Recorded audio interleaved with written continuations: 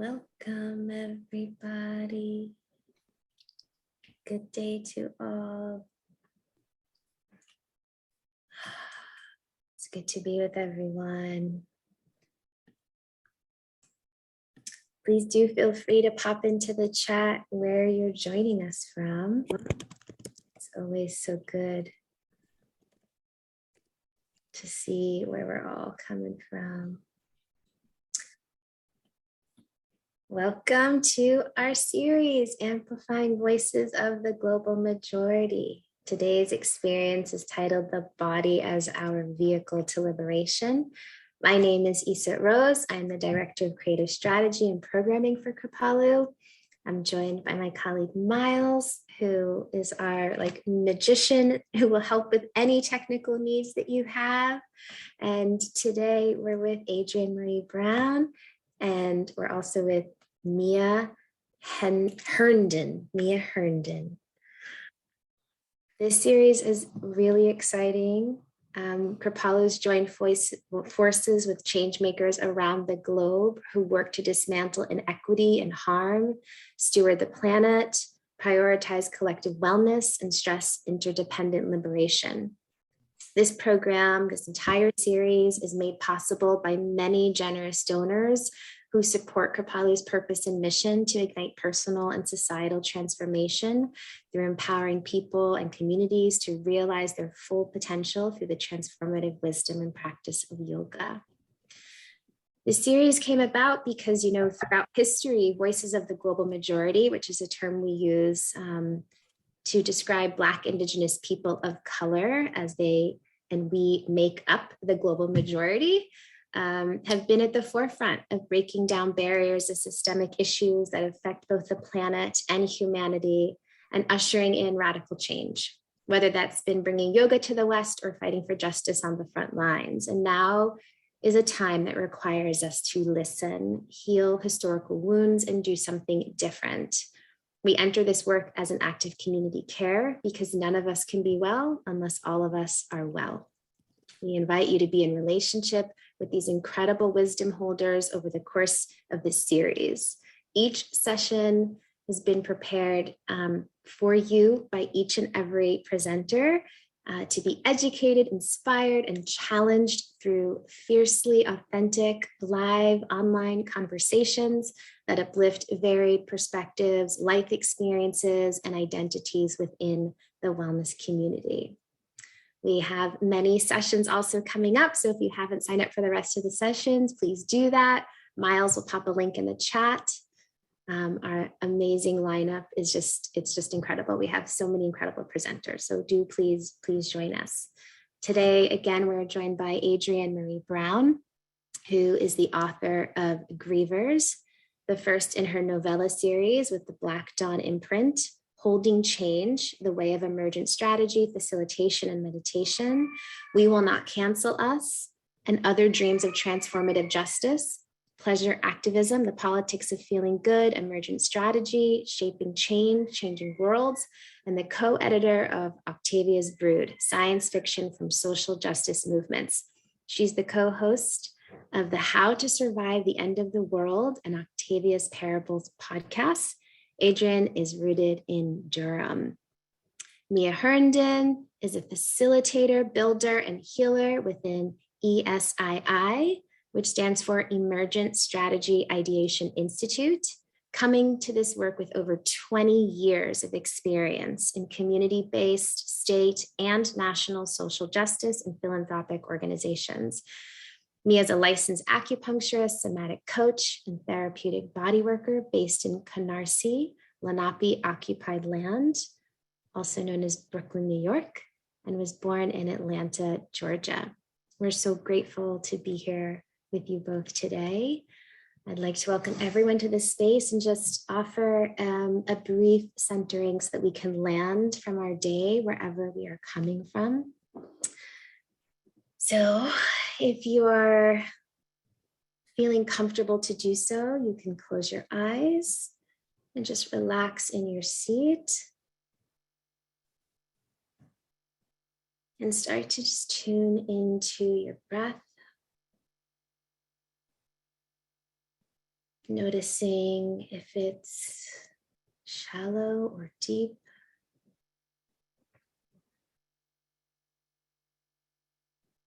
And as you bring awareness to your breath,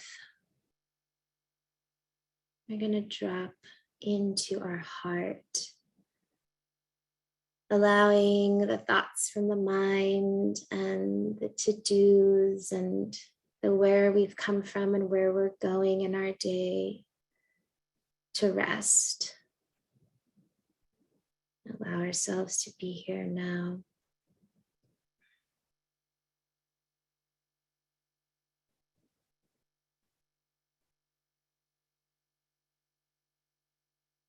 And with the next breath, bringing our attention to the back of the heart, the back of our body.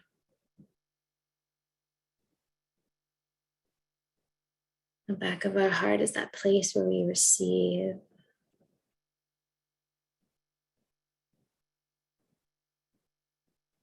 And with the next breath, deepening down our awareness into our bellies.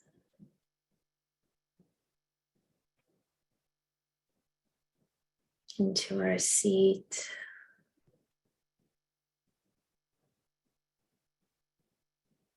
Just taking a moment to scan the body for sensations.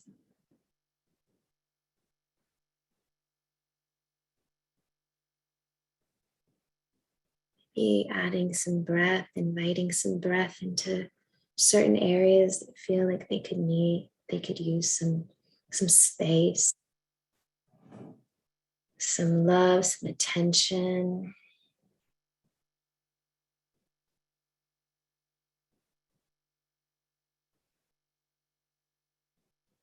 And just maybe rolling our shoulders a bit. Our necks, maybe our heads from side to side. Really listening into, is there a movement that could feel supportive in my body right now? Moving wrists, wiggling toes.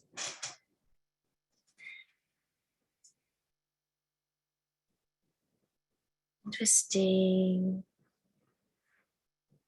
Bringing some space into the jaw.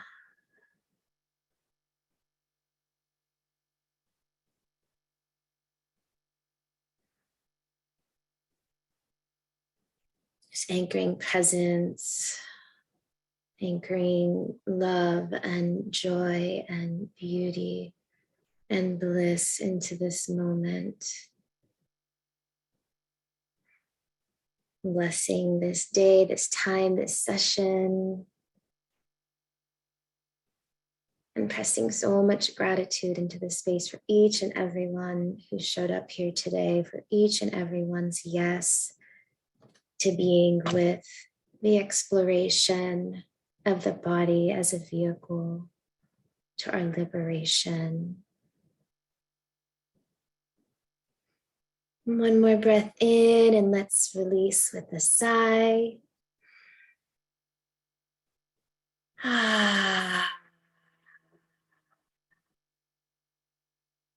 Maybe a smile if you so feel called. Ashe, ashe, ashe. I'm going to pass this over to our incredible presenters to please share with us about your culture and your ancestral lands and your preferred pronouns before we launch into the program. Thank you all. Have an amazing session. We'll be back at the end for a Q&A. Hey. Hey y'all, I'm Adrienne Marie Brown. She, her, they, him, Z. Keep going. I'm really working with all the pronouns right now. I'm really sensing into all of it and my own multi-genderness. And I'm on Shakori, Skarure, Tuscarora, and Lumbee peoples territories, and also known as Durham, North Carolina, and ancestral Black white, a lot of mysteries. And I'm excited to be here with you. What about you, Mia? I'm excited to be with you. And for the lovely beings who showed up today. My pronouns, she, they. I am on Lenape Canarsie land, currently called The Planet. I'm just kidding, Brooklyn. And I was brought up, as I was saying, in the South. Yes. And so those are also my ancestral homelands. Yeah. And, I've been thinking a lot about, who are my people all the time when I hear this question of culture. I'm like, oh, who are my people? So I would say changes all the time because I hope my people are ever expanding in terms of who I get to connect with. But today I'm calling in the curious beings and calling in the folks who are seeking deep connection. And I'm rooted in the hustlers and the single moms and the folks out here making ways to stay and be and thrive inside of really harsh terrain. What about you, Ooh, my love? I love that. I love you so much. Well, part of my people's question, my peoples are from the Carolinas. So this year, this returning to North Carolina is really monumental emotionally and on a land level. Like I walk out in my backyard and with my bare feet on the grass. We're getting back into the weather where I can do it. And it's just like, oh, right. My people are in here. They knew I needed to come back home and they were awaiting me. And then I think also, I think of you as fairy people. I think of the fairy people, the healers, the witches, the medicine people, those who are willing to kind of journey beyond what is known, and the pleasure seekers. Love you. Love that. Yay. So I hope we have folks here with us who are on this journey in that way. And I also tell people, because, when people come to an event, they never know necessarily what is the relationship between the people, but like, I want folks to know, like, Mia is like deeply, deeply my people. So Mia and I went to college together, and then we have continued, like, basically always to be like a step apart from each other and everything we were doing. Like, oh, I feel like you are one of the reasons my political analysis was sharpened into something effective when I was younger. You were so far ahead of all of us and like holding all of us accountable and helping us be like, wait, hold up, patriarchy, what? No, racism, hey, hold up. Like you were the first person who was like, capitalism works exactly as it's designed to work. Like you just really made stuff so clear to me early on. And you're continuously one of my teachers and one of the most trusted people, trusted advisors, trusted humans that I know of. So I want people to also know, like, this conversation is going to be imbued with like us being people who we talk outside of these things. We talk outside of our jobs. Like we go find hot tubs to be in for 18 hours, like this is my people. So I'm really excited whenever I get to be in public with you, because I know that whatever we're saying is steeped in that private and intimate learning, lifing together. Yes, I feel that. Thank you. Thank you for sharing that with the people. Yeah. I think the way I would have probably described it, but I'm not the writer, so it works. It would have been like, yeah, I hope you feel the immense love and the immense mutual appreciation and the immense teaching that happens between us. So that feels accurate and right. And I'm thankful for any opportunity we get to be in conversation. I'm honoring one of your teachers, Grace Lee Boggs, who really holds up the importance of conversation as a sacred tool to help us move towards transformation. And I think that we get to be in that practice in a way that I feel very, very thankful about. So yay for this moment. Yay for us. Yay. And we're both wearing Whitney Miro, for those who wonder about such things. It's a rose gold theme. Everybody were like, let's wear gold, let's wear bright, let's go for style, let's have fashion. I mean, to that end, since we are talking about kind of how we adorned our bodies, we did have a lovely centering practice just now, and I'd love to know how you're showing up in your body. How are you feeling?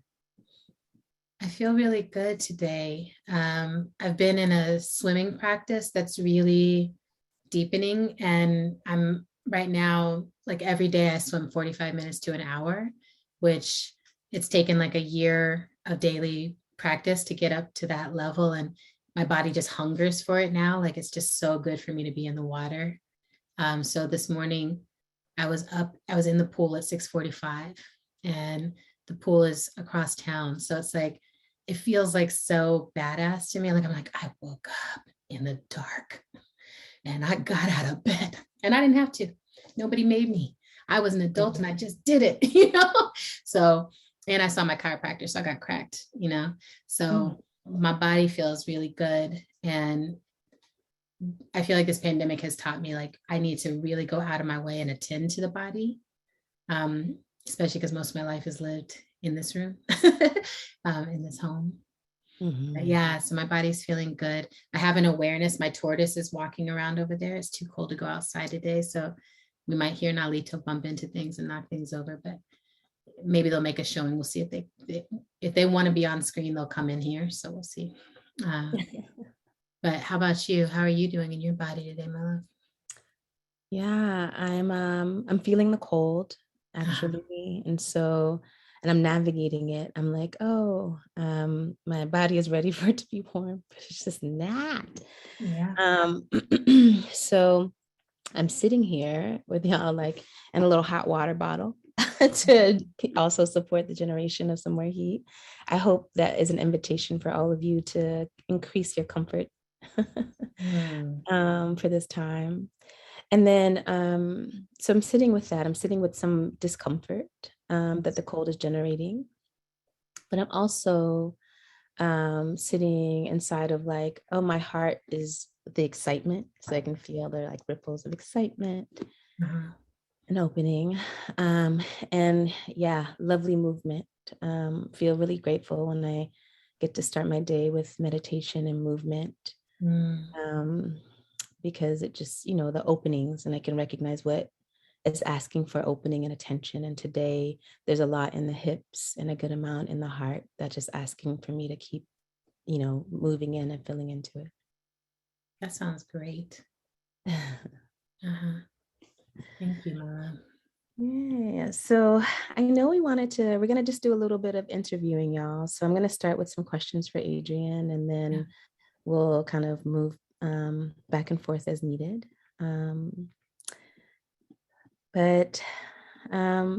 So I think in this way, you started also just talking about it. So if you wouldn't mind holding the space for 2 questions right now, which is one, like, what is this pandemic moment teaching you like about the body? Yeah. As you've just started to share. So what else is it teaching you about the body?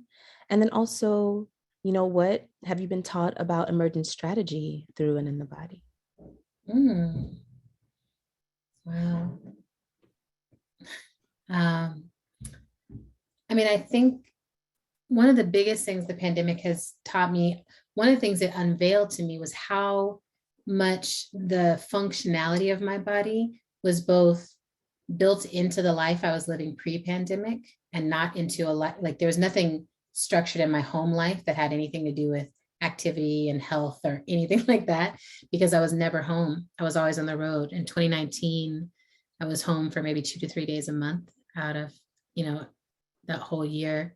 And so the pandemic was like, now you're at home, now you're in one place. Do you know what to do with your body? And if you're not walking through airports and standing in front of people facilitating, my body broke down actually pretty quickly. Like within a few months, my knees were like, no, they're just stiff all the time. I could barely stand. I could barely walk. It was very hard to go up and down stairs.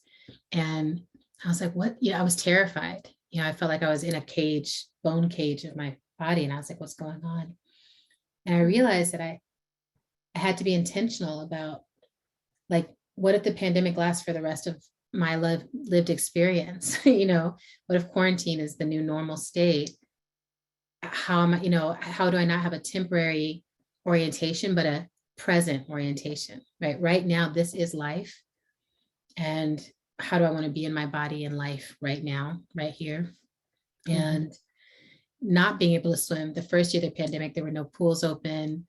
I was nowhere that I'd gone to because I was during sabbatical. It was like the beach is closed. I was like, the ocean is closed. Everything is closed. And I was like, good, we need to protect the octopus because you don't know what this pandemic is. I don't want to give anybody else COVID, but yeah, so I think the pandemic humbled me to practice. It's like what you're practicing is still available even in the confines of your home.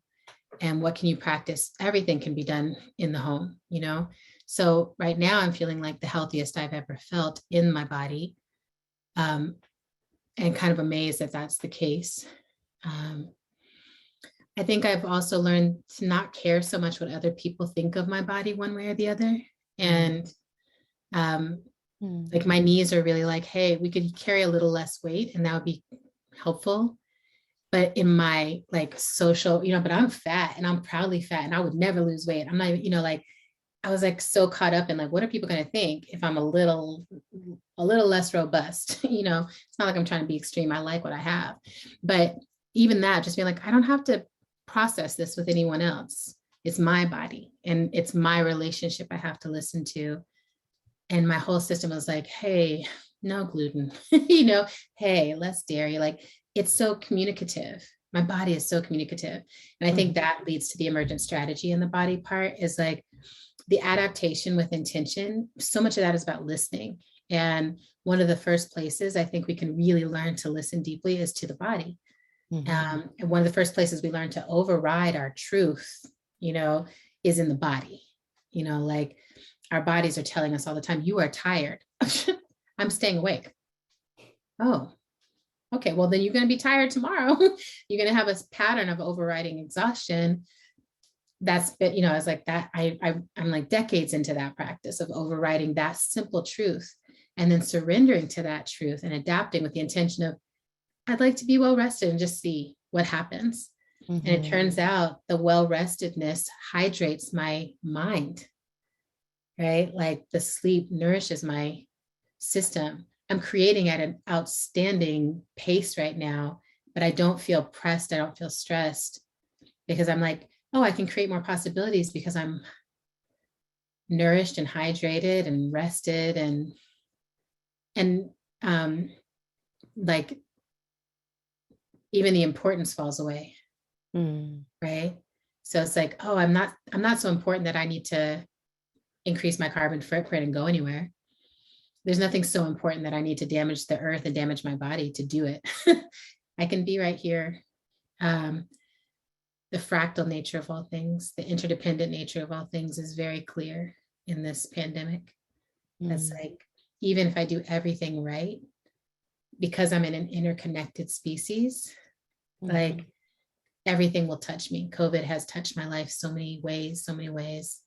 And I think that helps. It helps wear away at that supremacy of like, if I practice this, like if I just recycle, I'm superior. Well, we're interconnected.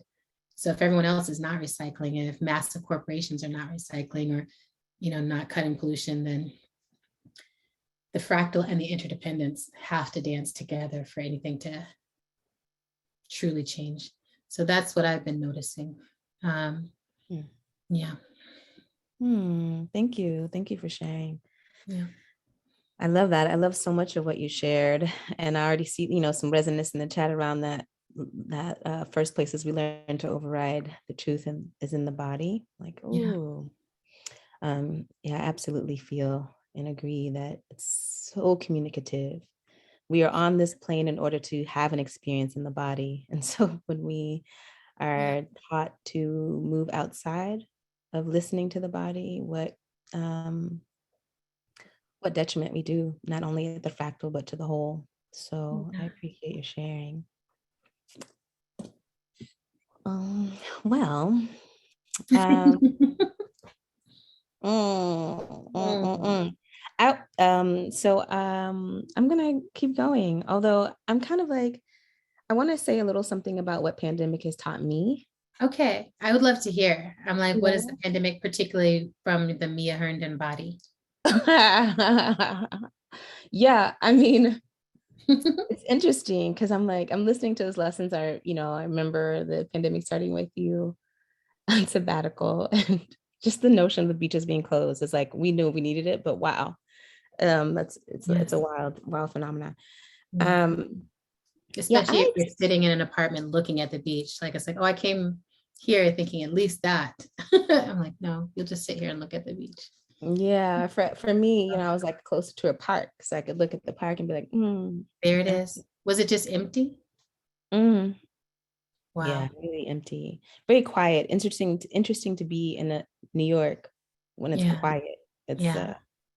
a shift. Welcomed in many ways, but also the sounds that were then that kind of cut through were that much more Yeah. startling. And so what cut through in that time were the ambulances Yeah. and sirens.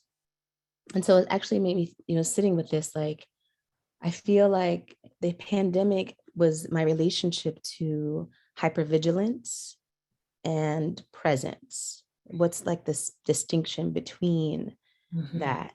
Because Yeah. I think there was a way in which, and also like how hypervigilance for too long leads to exhaustion and then creates this kind of catapulting to ignoring. Yes. Right? Like I felt like it was a little bit like, what do we do with our bodies? Yeah. How do we navigate our bodies with someone else? How Yeah. do we keep our bodies safe? Or how do we deal with the levels of awareness that are being called for? And then how do we do that in a way that doesn't feel just overwhelming? So, there were times for me that I was like, oh, I can ignore my body. Let me see what that looks like. That don't look too good. That don't feel good. That don't Doesn't work. last long. That don't Yeah. work. That don't work. But a safety shape Yeah. of like, you know.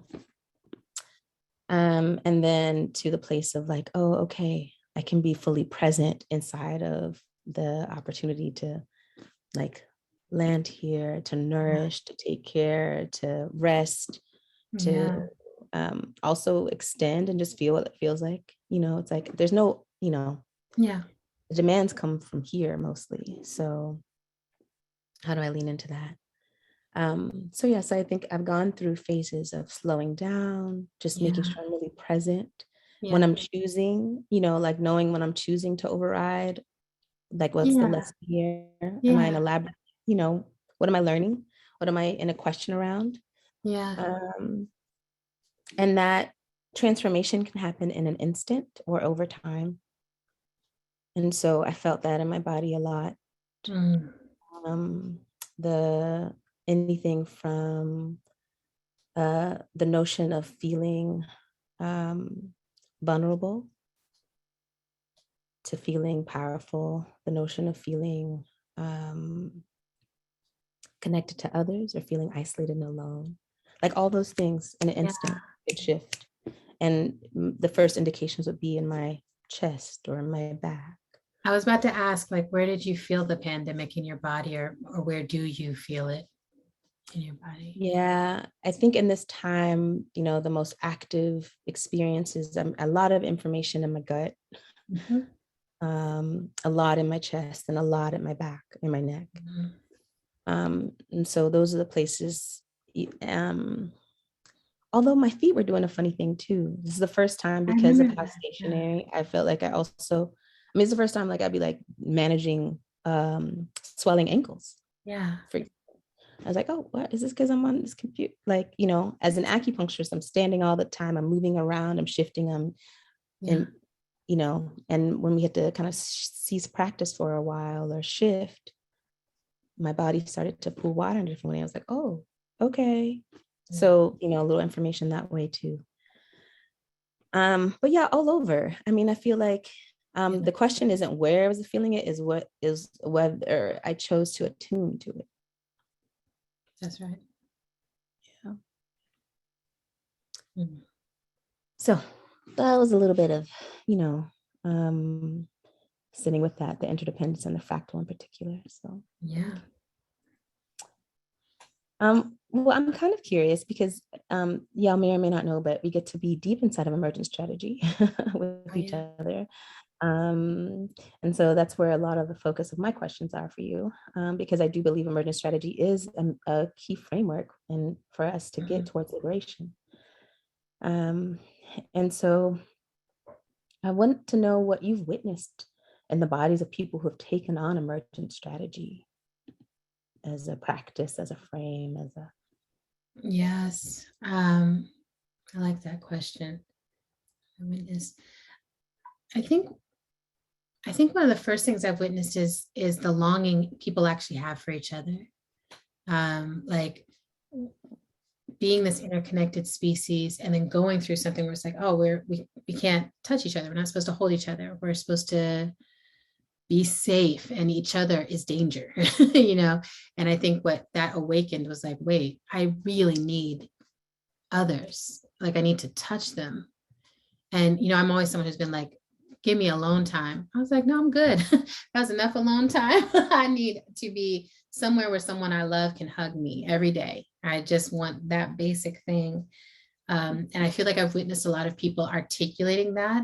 And I've witnessed a lot of like bodies moving into different relationship, people finding pods to hold each other, pods where it's like, literally we hug. You are my hug, I have found a lot of people recognizing that the bodies that they thought that they liked being around didn't work. I've seen a lot of people either in relationship or organizationally move apart from each other when it was like, oh, if I'm in emergent strategy, if I'm paying attention to adaptation, this actually is not jiving with my liberation, and that has kind of blown my mind. I have witnessed people in nature so much like humans, like not in a non-ironic, non-joking way, like really being like, let me put my feet on the dirt, let me hug a tree, let me sit with my back to a tree, let me be near water. I've witnessed migration from places where people don't have access to nature to places where people do. I've seen a lot of people moving and a lot of people looking to like, what can my collective life be like, or where can I go be a part of some group that's growing food, or, like there's just, what are the adaptations I can make that actually give me direct access to nature? And then I think the final thing I witnessed is grief. I feel like those who are attuned to emergent strategy, we can feel what's happening at the collective level. Like we open ourselves up. We're like, oh, we are interconnected. And as interconnected beings, we can feel the despair of this time. Both the human life loss despair and the political impact despair of decisions around climate, around body autonomy, around borders, around war. Particularly in the US, I'll say, I've noticed that the immense compounded grief of being in a place where you're doing everything you can to try to shift the direction. And even our best efforts feel like, is that enough? So I've really noticed that, like the humility of being like, I don't know if we can do enough. And we still have to keep connecting and working and moving and trying. But I will say, last fall in myself, I hit a wall of despair, like a place I haven't been to in maybe a decade, maybe more. And where I was just like, I'm in the shower and I'm crying, and it's about the earth. Like it's very deep. And as songs were coming forth, it's like, don't you miss the trees? Don't you love this place? Like, how do I make you all fall in love with this place? And when I finally shared about that publicly, so many people reached out to me and they're like, I feel that, like, without the distraction of being able to leave my home and overwork myself and over distract myself, I can't deny the heartbreak. It's a heartbreaking time to be a human who is wanting to be in right relationship with the earth. It's also a really incredible time, you know, as these systems implode and fall apart. It's kind of exciting to be like, well, shit, you know, y'all are fucking up and we are ready. We're ready to move things in a different direction. We are experimenting. But I have noticed that we have to be willing to be with the despair, let it move through us. It can't be ignored, because the despair is like the data, just like fear is data, anger is data. It's all data. Like, whew, we are in the deep water. Let's not pretend. We need to learn to swim.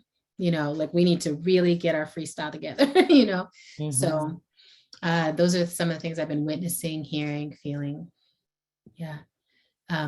Also finding ways to be intimate at a distance. I'm seeing a lot of that. A lot of like, oh, I can feel you through this Zoom. I fucking can. I really can feel you, you know? And I think, I don't know if I could before. I think I was just like, this is okay until we really get together, right? But then I was like, no, I have to, like, for 3 months, the only way I could contact my beloved was through camera. I was like, I have to learn to feel you because this is how we can feel each other. And I need to feel everything. And we've been feeling community that way. We had to feel family that way. We had to feel death rituals that way. We had to feel so much at a distance. So I hope that emergent strategists are on the front line of the telepathic pathway, right? That soon, and for some of us, I think this is already happening. I already feel this happening for me. It's like, I won't even need the Zoom. I'm just like, oh, if I choose to tap into you, I can feel you. Mm-hmm. And I've watched a few people go through losing their family at a distance. And it's incredible what opened up as channels for them to be able to feel their loved one. So yeah, I think a lot is moving there. Thank you. Yeah, that I feel, you know, I'm a big proponent that we are energy. Yes. And we can, you know, move it and feel it and connect and do all kinds of things. And before these, before this technology existed, yes, phones or otherwise, we found ways to connect. So I think we just found a way in this moment to kind of tune up, turn up the human Wi-Fi. So I appreciate your connection with that. And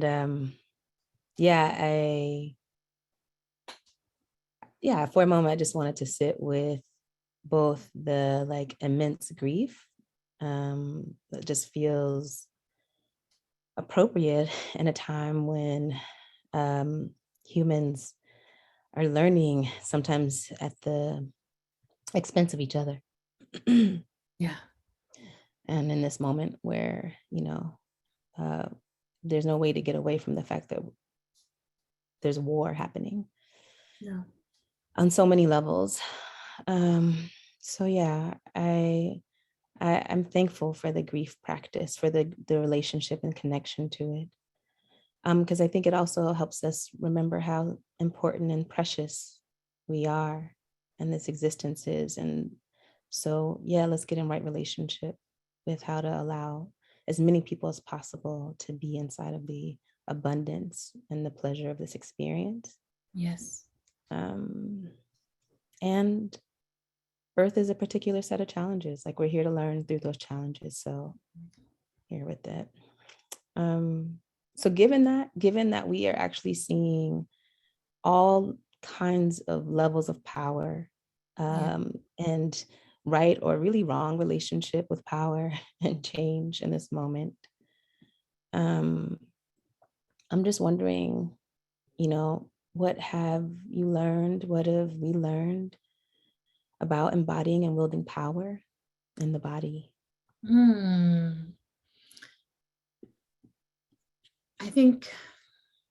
I feel that the strength of the collective body feels so much more palpable. Like, I feel like we have that sensate sensibility. If y'all haven't seen Sensate, go watch it. It's training materials. Okay. But we have that sense of each other of like, oh, we are interconnected. The decisions we're making are life and death. Like every small decision throughout our day could lead to massive impacts. There's power in that. And actually, all we need in order to hold power is our bodies, but we have to be in them. And I think for those of us, particularly who've experienced massive oppression based on visible aspects of our bodies, there's a way we've understood the adverse, it's like, oh, we know that power can be taken from us because someone looks at us and they're like, oh, you're Black, I'm over you. Or you're queer, I'm over you. You're a woman, I can sexualize you, I can take your power, whatever it is. So we felt that side of it. But now I think we're in this other place where we're like, I'm Black and we are Black, and where we are gathered, be on guard.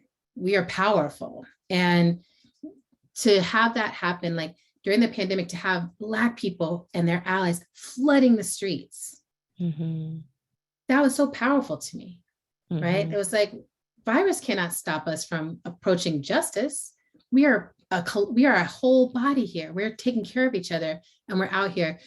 Something about that just moves me over and over again. And I also think, and this is my little witchy spell side, but I think we're really learning the power of like the body as a magical instrument, the body as a magical spiritual instrument, and tuning that. So all you need for a ritual is the body. The body has water, the body has fire, the body is earth, the body is air. Everything that we need is always with us. And I live with a tortoise, so I'm learning this. I'm like, we have it all, and there's something really powerful about landing back in the body after generations of really being pulled out, told that we're not allowed to live here, told that it can't be powerful, told that we have to just withstand the trauma without being held by healing hands.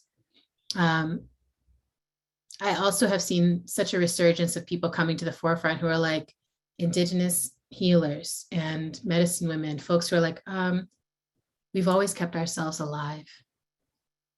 We've always held on to our power, here's how.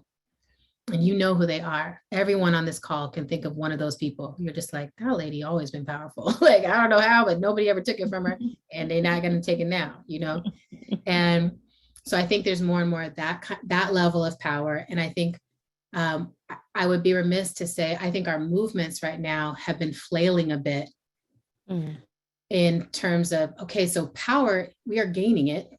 But it's a little bit like a new superhero who's like, oh, fire shoots out of my hands, like, and so we're like, oh, you get on my nerves. Like, we're just shooting fire at each other, right? Because I think one of the things that happens, and maybe you know what I mean, when you first come into a power, it can be really scary. And so you're like, let me just stay where I'm comfortable. So I'll just attack the closest person to me, So a lot of, we see this, everybody's like, oh, the ED is the worst thing that ever happened in the world, right? And I'm like, as a job, yes, but like as a person, probably they're just embodying the systems, and probably collective work is how we break that cycle. But now we see all this movement infighting, which I think is misusing our power, dispersing our power, instead of being like, look at what we're harnessing and how do we together really work and target that at the systems. If we were Care Bears, how do we Care Bear stare in the right direction? Yeah. So that's something I'm thinking about a lot right now, is like, what are the interventions? We Will Not Cancel Us was an attempt at an intervention of like, hold on, y'all. The problem is the systems. The problem is the behavior that is sparked by these systems. We can intervene on those behaviors without disposing of these people. We are these people. We're all making these mistakes. We're all imbued in these systems. I think it's really powerful to say, I carry all the systems inside of me. I'm working on it, and we're working on it. And we will not let these systems win within our spaces. What does that look like, right? But that's a lot harder than just being like, Bobby is the problem. He embodies the systems. We just got to get rid of Bobby and then we're going to be free. And people keep being like, oh, how many people do we have to get rid of to get free? We're still not free yet. No, we're not going to be free because the systems in all of us, all of these systems, we were raised in them. So yeah, I hope that makes sense. But that feels like a big thing that I'm like, in your body, can you make the discernment between someone who is actually part of your side? You know, in our bodies, can we feel that actually as a species, there are things we need to be up to right now? And we need to keep our eyes on that. Yeah. So I've been working, I'll say on a very like interpersonal level, I'm in Durham, I'm in the South again. And when I first landed, it shook me up to go places and be around white people, like Southern white people with no mask on, who were like guns, you know, like coming out of their F-150 trucks and just, you know, I was just like, how do I be species with you? Can my body discern that there is a scenario in which, you know, Octavia says, you don't know who you're going to end up in the apocalypse. There's a scenario in which the apocalypse happens right now and we're in this Trader Joe's, you know, and can I be species with you? So I want to say, like, to me, there's a power in that I'm like, oh, you're over here kind of living your life and I'm over here with my assumptions about that. What can I see you as a victim of systems? Can I see you as a victim of the state? Even, you know, maybe you're just deeper in it. Anyway, I don't know if that's fully coherent yet, but I've been thinking about this a lot. It's like, how powerful is it to look at someone who thinks that they're your enemy and who thinks that they need to oppress you in order to survive, and to say, I see you as species with me. I'm not giving up on you. We may not be homies, but I'm more powerful because I'm connected to the whole species. And you're outside, you've gotten lost, you're away from it. That's so sad. It's not safe out where you are. You know that, so you're panicking. But come on back. There's ways back. And I'm excited that Catalyst and Surge and projects like that exist. They're like, white folks, you know, I think that projects that particularly help people who are deeply embedded in systems are so necessary right now.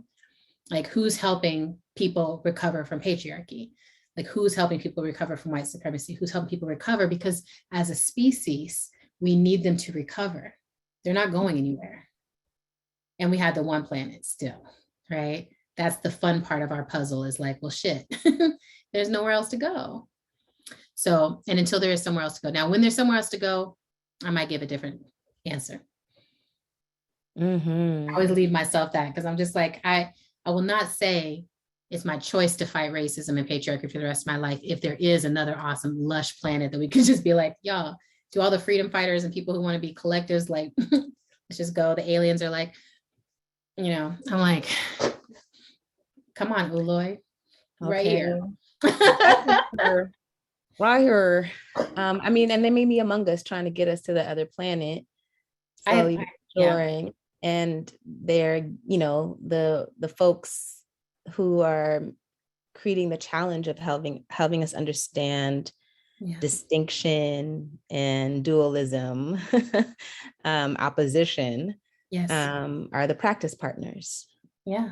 You know, I was listening to a talk yesterday where, you know, the premise or the theory is that, you know, because Earth is this practice ground for us to meet contrast and to develop and to evolve, that when we are all choosing the awakening and the awakening path, that it may disappear.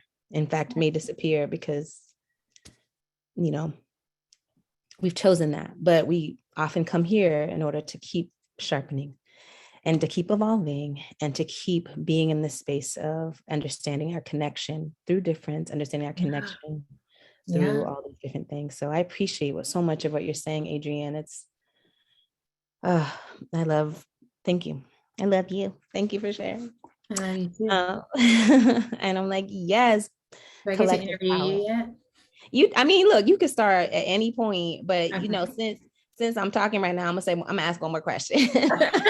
Okay, one more, and then the double Dutch is mine. Okay. Because I don't want to, I want to honor the different facets of power, right? Like, so you talked about power that was oppressive and dominating, and then you talked about cooperative power, collective strength, you know, and that kind of, that buzz, I'm like feeling the buzz, the buzz that is happening through that kind of power. And so I want to just then invite us towards the site of love and pleasure in the body. The buzz, you know, and, you know, yesterday I was again listening to this notion of like, you know, self-love as one of the most transformative forces. And thinking of that, then what that means at the collective level. So for you, really sitting with the body and this journey of love towards transformation, you know, what does it feel like to move in right relationship with love in your body?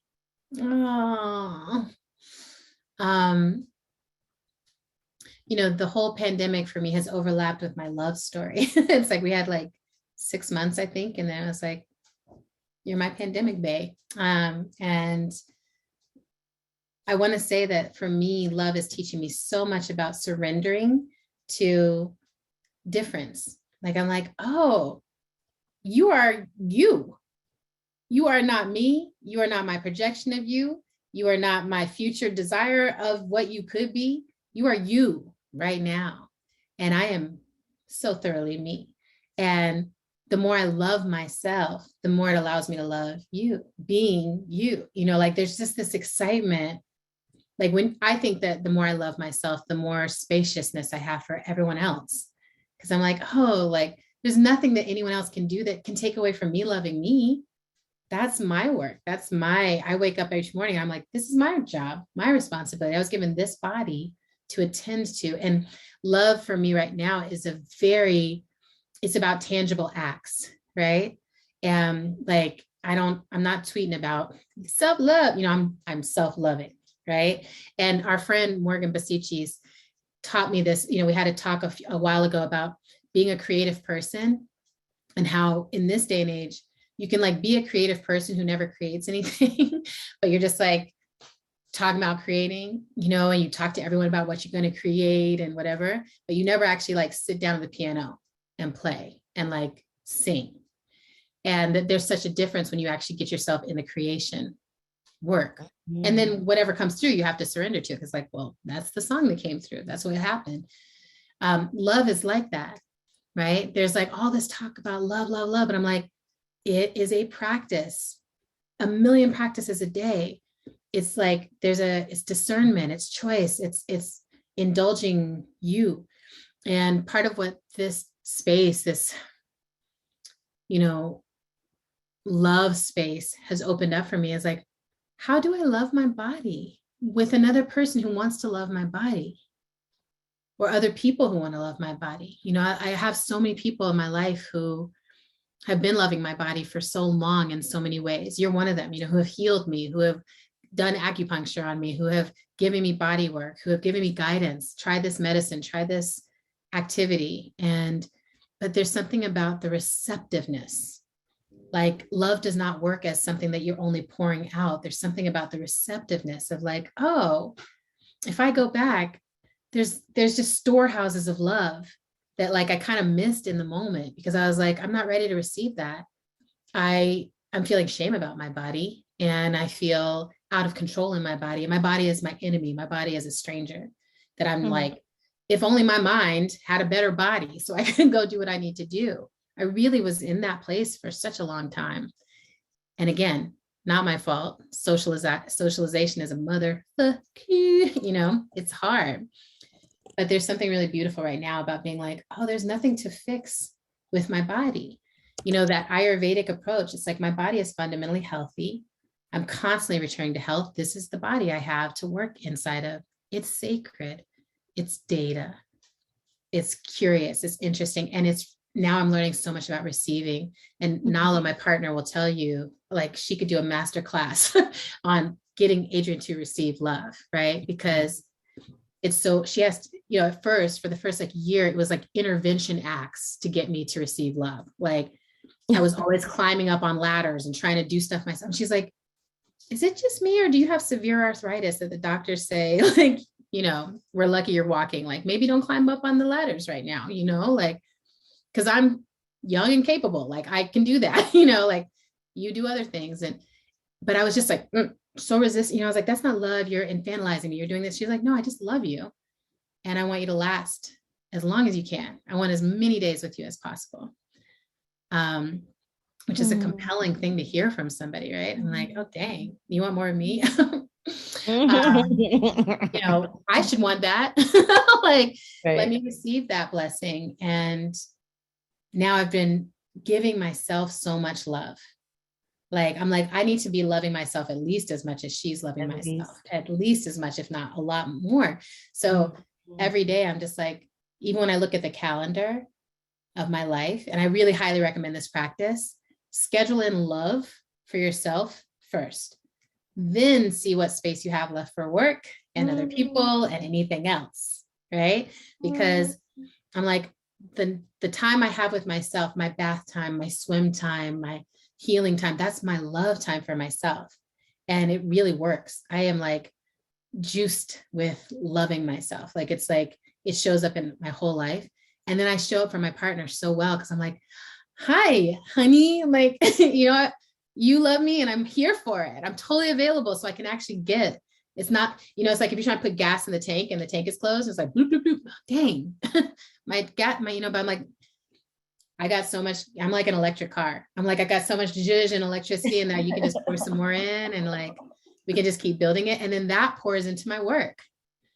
So literally, like, everything I'm touching right now feels like it bursts with life, you know, like I really feel like I'm like, ooh, touch my computer, and it's just like a big green forest pops out or something. It just feels like that.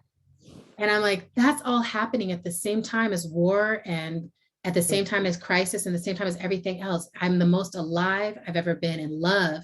The power of love is what I can say. It's like, that's where that's coming from. And so that gets me really excited, because I'm like, again, we don't need to go buy or do anything else. We just have to like practice, and we can practice in partnership. So I'm like, everyone who's listening, who's your love practice partner, right? Who's your practice partner? You're like, how'd you love yourself today? Here's how I was loving myself today. Can I love you right now? Like, let me tell you how great you are, you know, and let me receive that. Let me not hide my success. Let me not hide the good moments of my life. Actually, let me shine light on them. Let me pay attention to them so they can grow, you know?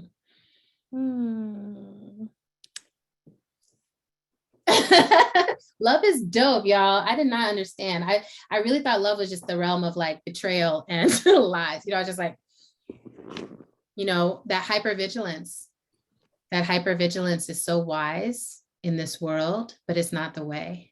Right? It's not the way. It's actually the reverse of the way. So I have so many questions for you. Can I ask you now?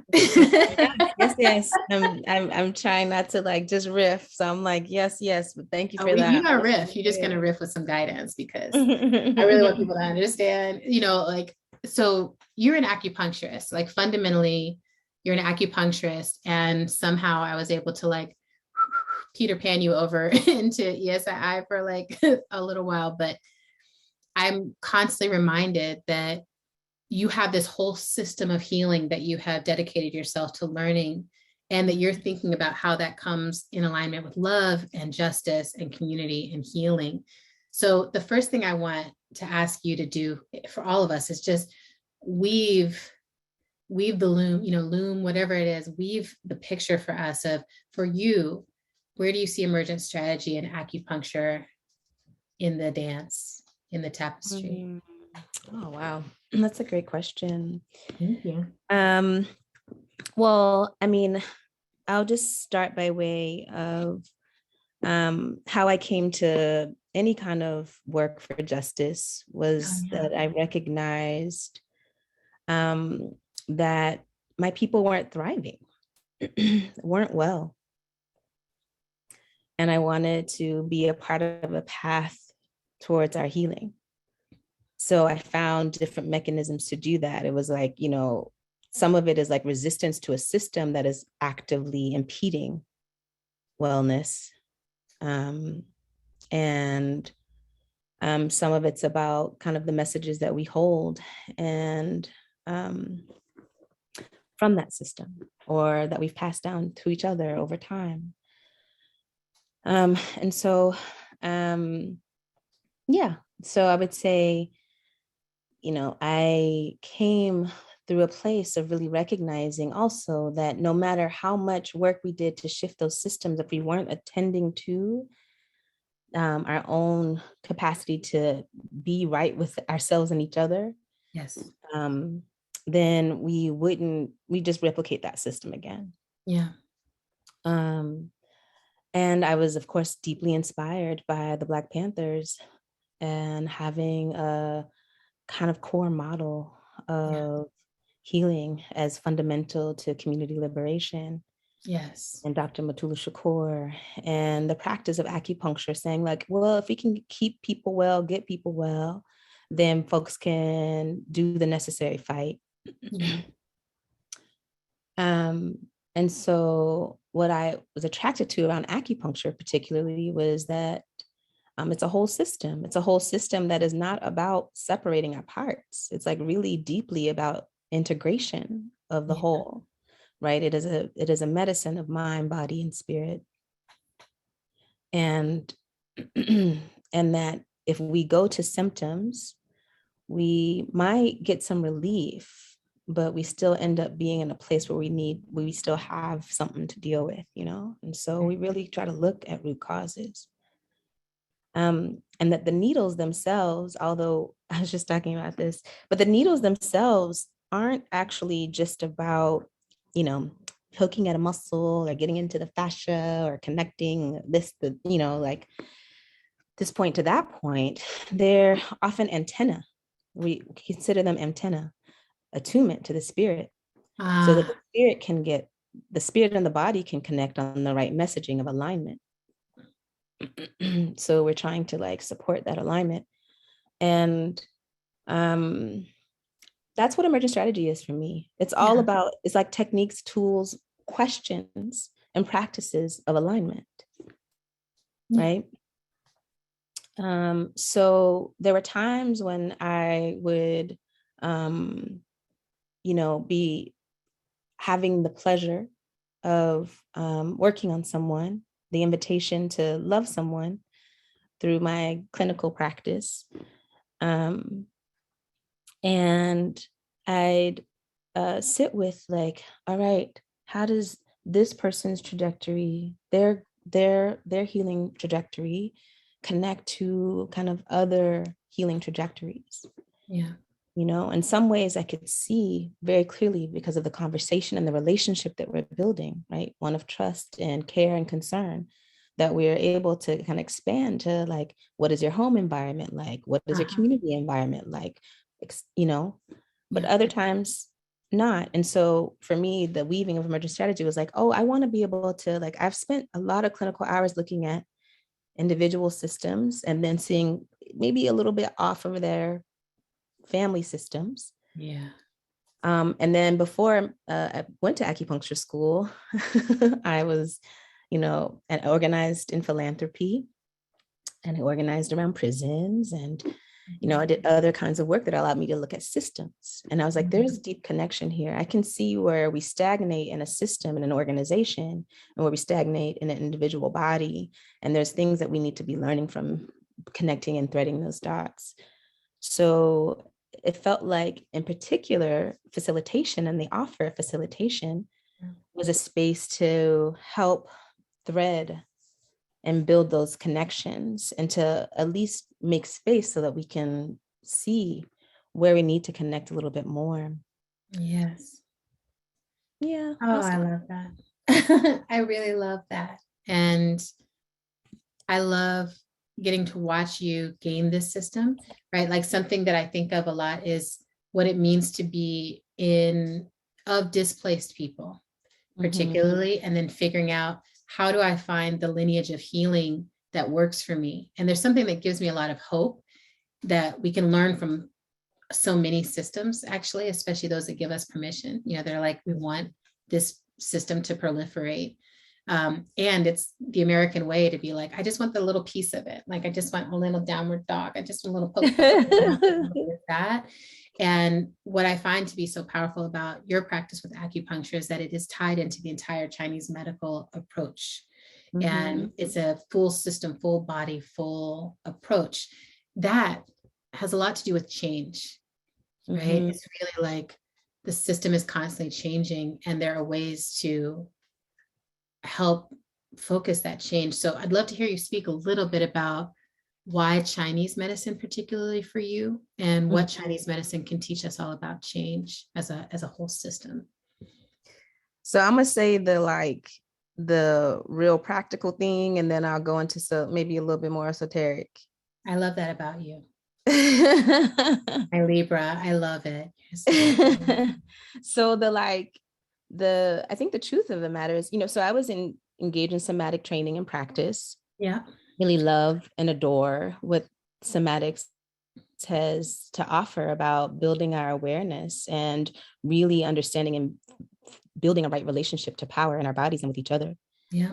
And it left me infinitely curious about the body, about how the body communicated so much history, lineage, but also projection and opportunity. Yeah. And I was like, I want to know more about the body. Now, where do I do that? How do I learn this in a way that I can do that and have a license to touch people? So I just want to add that as a t-shirt. Where's my license to touch? Okay. Anyway, I mean, and I love touching people. I love the ability to lay hands on, and I get really clinical. It's, it's way different than how I'm touching a lover. Yeah, and like touching humans is so underrated. Like, it's just like the quality of touch. You bring such an incredible quality of healer touch. It's unbelievable. Like, as soon as you're like, okay, we're going here. It's like my shoulders and me like, okay, I'm sorry. I was even trying to be like resistant. There's some quality to your touch that's outstanding. So sorry, continue. Don't be sorry. I'm living it. Thank you. I like to, what? Right now, my self-love is letting people love up on me too. I'm like, tell me something good about me. Thank you. Yeah, we could spend the whole rest of the call that way, but I want to hear it. We sure will not, but thank you. So I really wanted that. I wanted an opportunity to be rigorous and to dive deep. I wanted an opportunity in a space to do everything from I wanted to, what are the muscles? What are the capillaries? What are the organ systems? I wanted to do that. And I didn't want to do it inside of Western medicine, because Western medicine, although I thank so much of what it can do, I'm appreciative of what the system has allowed and yielded. Just for my people, has not necessarily always been the healing path, or has kept people alive and not brought them an invitation to greater wellness. And so I was like, I can't do it in that system. Yeah. Even though I'm nerdy about cells and stuff, but so Chinese medicine was even though there have been decades of protest and work to get the acceptance of this medicine that has been around for so long, accepted inside of this country, and because it competes in some ways, or the medical system sees that it competes. It still has made pathways. It has made some, strides in terms of acceptance. Yeah. So it was a path that I could take where I could deepen and learn, and it have some acceptance. That being said, I also think, and I know that there are Kemetic roots inside of Chinese medicine, right? That there is interconnection between systems and people that happened, far beyond what we have sometimes talked about. Yeah. And so when I be inside of Chinese medicine, when I'd be in sort of classes, I'd listen and I'd be like, dang, yo, this, I know the way human invention and understanding works. It is not in one place. We do this in multiple places at a time, and then we categorize it, and we, so what's happened is we are more able to kind of lean into the lineage that comes from Asia, but it's deeply connected also to a lineage that comes out of Africa. Yes. And, you know, we could look at the pinning of voodoo dolls, right, for example, as a way to understand that people have always found opportunities and ways to connect to a point in the body and understand that there is power and transformation there. Did I answer your question? Yes, I mean, always. But I want to hear a little bit more about the change piece, right? Okay. So it's like once you connect, once you identify that place in the body, Yes. you know, like acupuncture and Chinese medicine, like it's like the change is still available in you. Yeah. So, you know, for me, I think change, you know, I think low key, that is the thing that I'm studying for the rest of my life, right? Same. Change. Hard same. Right? Like not even low key, high key, like it's everywhere. This is because also as an acupuncturist, as a provider, as a facilitator of healing, I really don't like to say healer. It really is weird to me. I think the only person I can really take responsibility for healing is myself. Right. And I want to invite other people into that invitation for themselves, but I can facilitate and support someone's healing, and I can give some tools. And inside of Chinese medicine, it's really clear that change is constant, that, you know, that's it. When we don't have change, we have stagnation and we have disease. Period. That's okay. the kind period. That's the progression. And so what we're doing when we're trying to facilitate flow is we're asking for a change. Yes. We're saying, hey, there's a little bit too much built up over here and this isn't getting nourished. So when you were talking about reception, like, am I receptive to love versus just giving love? It's like, oh, you notice you got a dam here. You're not allowing the flow. So can we invite the change to allow the reception? Right. And so that's what we're doing when we're with people. Yeah. And that gets communicated for some people through a muscle ailment or pain. Yes. And some people, it gets communicated through a system block in terms of like, I'm always dealing with the IRS or something, you know what I mean? Like it gets communicated so many different ways. Don't make it personal. Don't make it personal. It's not about you, because listen, where are our vulnerabilities? Yes. But that being said, I think change is embedded inside of, the yin yang is the core, right? We don't go anywhere in Chinese medicine without this kind of notion of the whole being made up of, the energy of rest and the energy of activation, the energy of receiving and the energy of giving, the energy of quiet, the energy of loud, the energy of dark, and that's to light. All those things have to be, and they're always in constant motion and connection and relationship to each other. And too much of one will inevitably lead to the other. So even if we don't want it to happen, like even if we are not trying to, we are holding up resistance to change, at some point it will move regardless of our intent. So it's a question of whether or not we can make a gentle invitation and move with it, or if we got to kind of go kicking and screaming. Oh, I like that. So given that, we were talking earlier about movement and some places where movement is stagnating at the level of interdimensional, interorganizational, interpersonal violence, harm, conflict. Mm-hmm. And there's a lot that we're up against. And some of it is inevitable. Some change that we're trying to fight for is also inevitable, right? It's like we're fighting for capitalism to fall. It's also inevitable because it's so top heavy. Yeah. So we just, I'm like, I'm not even trying to make it fall so much anymore. I just want to make sure I'm ready to be in mutual aid and be in cooperative systems when that happens, and that more and more people are, things like that. Yeah. But in movement space, I would love to know if you were developing an acupuncture treatment for the collective movement body, and you wanted to free up, energy that was stagnating inside of our collective movement body, how would you treat us? So that is such a great question. It's hilarious. Well, the first thing I would say is that I wouldn't dare to do it alone. The first thing I would do is call upon other energy workers and folks who support and facilitate healing and get an assessment. See, we can come to the right diagnosis. You don't want to treat without right diagnosis. So I wouldn't do it alone. I would like us to challenge and push and pull with each other to figure out what we believe is the best. That being said, a treatment that I love to give individual bodies that I think this collective movement body could absolutely benefit from is sometimes called, the way that I learned it is called Tree of Life. And some other practices, 5 elements, is called aggressive energy. But it's a way for the body to recognize itself and recognize its power and recognize its inherent connection. And, sometimes we just get out of alignment with that. We just we don't recognize what our powers are. We don't recognize that we're connected. We don't know that we're supposed to move together. One ain't communicating with the other. And so it's like, shh, shh, be quiet, stop for a second. Yeah.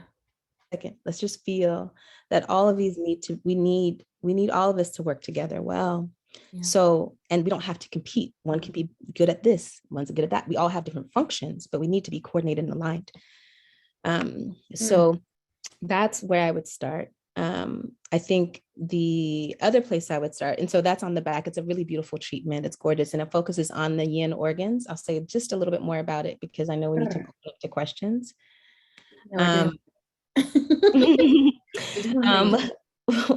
One of the, so I love it because it's called the Tree of Life or aggressive energy treatment, depending on which modality.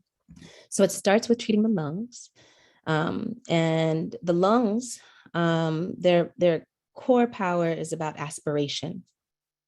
So, we sit with that, what is, hope and action.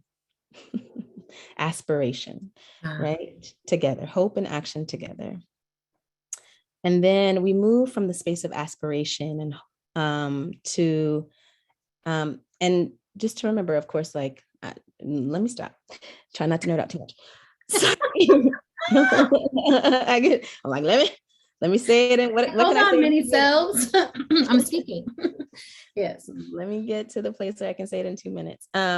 So from the lungs, we go to the pericardium, which is the heart protector, right? So we often think about the pericardium as like the heart and the world. What are we safe sharing and knowing about the heart and the world? And how do we make sure that we have right boundaries so that we can share and express our love, right? Yes. Then we move from the place of right boundaries to self-love, to heart, right? Yeah. So the self-love is everything, right? Yeah. It's everything. Nothing else functions without it. So we have to pour in there. And then from there, we go into the liver. And the liver is making sure that there is ultimate flow, right? And the liver is all about asking us, can we have equanimity? So in the winds of change, can we still come back to center? Yes. Can we come back to center? And then from being able to be in a centered place, then we need skillful action. We go to the spleen. So we skillfully act. We train ourselves, we study. We act with our knowledge and our understanding. And then finally, we come to the kidneys. And the kidneys are about wisdom. And I like to remind people that wisdom is the opposite of ignorance. And ignorance and self-doubt is self-doubt. So how do we inherently trust our blueprint, inherently trust what we're learning and doing, and move from that place, and move from a place of knowing correctly, learning, and then trusting? Yeah. First of all, we just outlined your book. Second of all, I love all of that. That feels like I'm imagining the movement that loves itself, that is flowing, that has equanimity, that trusts itself. I want us to hold that for a moment together, because I think that's it. I think we would be able to do the things we need to do with that. And I have a final question, and then y'all can start putting things in for the last 10 minutes, but I have a final question, which is, there's an effort to all of this. There's things, action, stuff we need to do. And then there's a surrender to what is, surrender to the pace of change, surrender to this moment. I'm always balanced between like, we need to save the world and there's nothing to fix. All is as it should be. But we need to change everything right now. But there's also a rightness. And there's this dance. And I want to ask you what you know about the pace of transformation and relationship inside of that move. Yeah. I mean, again, it comes to the yin yang of it, Mm-hmm. I think, again, there's transformation and change that can happen in an instant, right? Yes. You have a conversation and then from there on, nothing is the same. Yeah. That's my love story. Yeah. Yeah. You can also know that you've had the same conversation 50 times and nothing has changed. It's not gonna change. He's never gonna leave her. Yeah. Sorry, babies will know that. So, there's some amount of efforting, right? There's some amount of like, we need to be able to move in the direction of our intention. Yep. And make the space for it. I love this love, scheduling the love, right? Make the space for the change that we want. And then we also just have to let some stuff work in the background, to surrender to it and to know that it will happen, to trust that will happen, to trust ourselves. And when we're working in the place of self-doubt, to know that that's just a mind game. But if we actually can drop down to the level of the body, drop into the quality of soul and spirit, that will actually get there. And this is just the practice of, how much we can surrender to that truth, that change happens regardless. Now, do we want to go with it or do we want to resist it? Yeah. But, for me, it's the relationship between surrender and effort. And I think they do a lovely dance. I like that. I like that too, because it makes me think about how it's non-linear. The opportunity to change will keep coming back to you. That's right. And throughout your life, like you said, change, you're like, I'll be working on this. I'm like, yeah, I'm going to keep learning how to change. As much as I preach about change, I'm so resistant if someone tries to make a change happen in my life that I did not. I was like, but I didn't, ain't nobody asked for you to come around here. No, I don't need that. This is my life. And I'm like, wait, God has changed, Adrienne. Like, what does that look like? But I think the non-linearity of it is right, this cycle. And I love that reminder that it's like the opportunity will keep coming. Some of it is just the surrender to like, okay, I wasn't ready this time. No harm, no foul. This is where I am. What can I learn from this attempt? So we have about 7 minutes left, and there's a question here that Amora Blessing asked us. Amora is, I have to say, the MVP of attendees of my event. Okay, Amora is always there, and they are always asking questions. I don't know. So, and the questions are always like mindful and loving. So the question here is, would we both be willing to share our strongest current joy and pleasure practices? Their tarot spread on their birthday for the next year's focus was about joy and pleasure. And this is beautiful because when we were sitting down with the Kripalu team, there's also someone who's like, their word of the year is pleasure. So this feels important. But with the disability onset almost 7 years ago, life has been focused on survival on all levels and physical challenges. I want to rediscover joy and make it predominant, even with all the pain. So, what are your primary pleasure and joy practices these days, Mia Herndon? Well, I guess I want to just first of all say, Amora, that I appreciate that you have made this your intention. And thank you for the question. And I hope that you can, be in the moments of pleasure and joy when they do arise. They don't have to be big or long. And then to notice how they can expand. And that it's the same kind of for pain, right? I had to go in the same way. I had to notice when the pain felt constant versus when it was just a moment, and how much I was bringing from the past to the moment. So that presence, I think, is very helpful. Anyway, joy practices. Well, I'm having some joy um, in new love energy, new connection. I was feeling very joyful and pleasurable. Looks good on you. Thank you. It's feel good on me too. So enjoying the reflections, the conversations, the openings, and awareness. Yeah. The dance is a consistent joy practice for me. Even when the knees acting funny, what can I do, and how can I move in my body? Yeah. Showers, water, like in whatever way, hydrating myself, the basics. Yeah. Tuning, in that way. And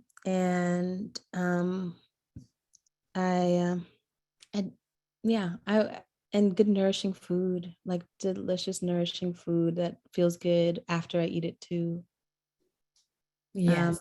So those are some important joy practices. You mean now. Like it's not giving you gas and stomach aches and stuff? Yeah, that kind of thing. Aches and pains and inflammations and stuff? Yeah. And with my youngin, a good amount of karaoke. We try to do karaoke to round out the evenings because the voice is gorgeous. And also it just helps, what's the song that's on your heart for the day? What about you? You're such a creative genius into the world. I'm just like, I love that they're good at all arts. Just so y'all know, we're in the 5th year of Emergent Strategy, and we're making a zine about it. And Mia's offspring, brilliant offspring, is the artist that is designing this zine for us. And based on a birthday card they made for Mia, it was just like, that's the look. That's the look of the future. We want these babies to draw the pictures and make the art. So you bring me joy watching you, watching this look on your face, the swoony thing. I'm like, when you really love someone, you want to see that look. And I would say for me, so on Sunday night, I'm gonna tell you all this. I haven't announced it publicly yet, but it's the happiest thing that's ever happened. On Sunday night, I got a message that I have been commissioned to create a musical. And the joy of it, like when I read the email, I started crying and literally my body started trembling with joy. And I was like, thank God that I did somatics for the past 12 years so that I learned how to feel such a good feeling.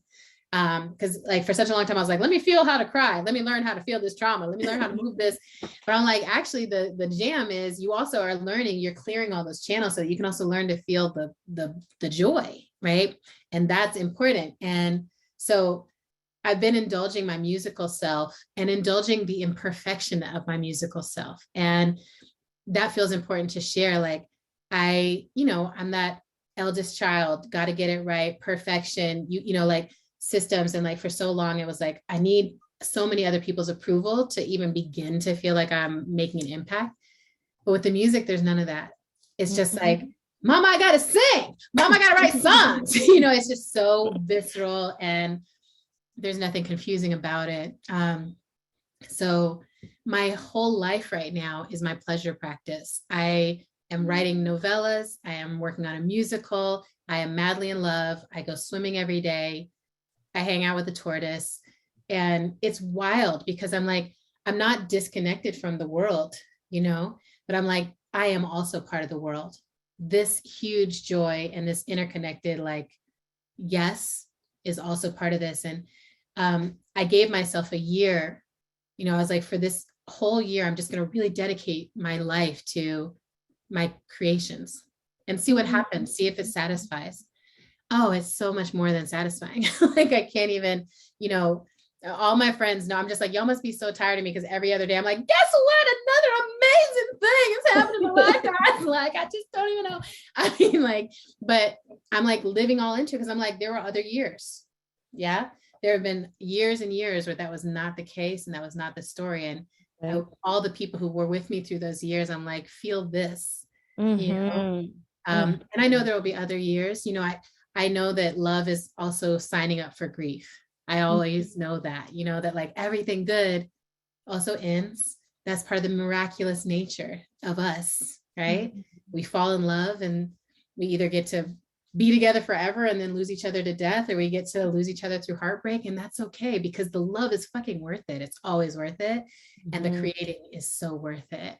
So my joy practice right now is just like letting the songs come through, right? And believing people when they're like, hey, that's a good song. Hey, those are brilliant lyrics. I'm like, you know, I used to be like, just, they must be like gassing me up. And now I'm like, oh, I'm just going to let that be. That's right. Like, the whole world can't be gaslighting me. Maybe I could be good at something I love doing. Oh my gosh. Are you? That's a joyful practice. So You are. we are at time.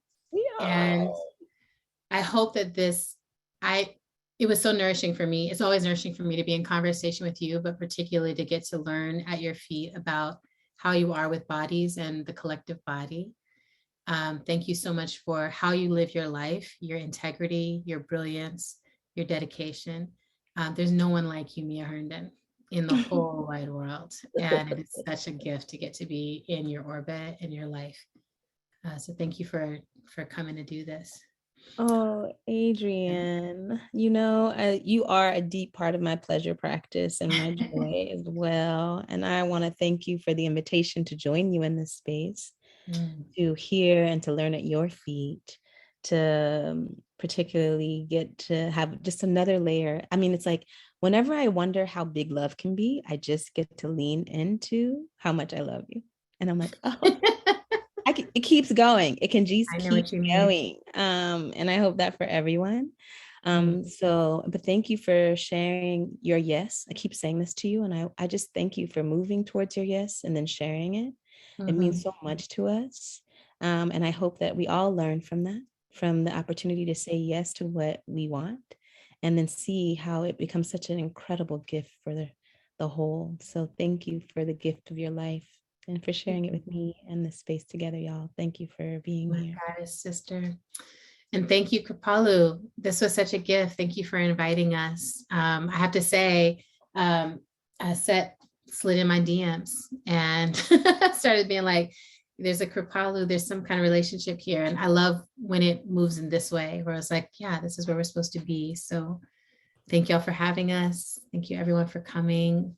There's more this month. There's an event every single week. So keep following and tuning in. And we love y'all. Thank you both so much. It was so rich and so juicy. Like at one point I was like taking notes and I was like, oh, forget it. I can't even. It was like pearls, jewels. And the chat is making reference to that, and the love between you both that you shared so generously, and just it was like we could all feel that too. So thank you for bringing us into the love fest bubble with you both, and just bowing to you both in your wisdom and your presence and how you show up, and just how generous and generative you both are and all that you are sharing. So thank you so much. Such an honor and pleasure to be here with you. Thank you. Yeah, we look forward to more blessings on your day and to everyone with us. And we look forward to the next session. Tune in. Have an amazing day. Thanks. Peace. Peace.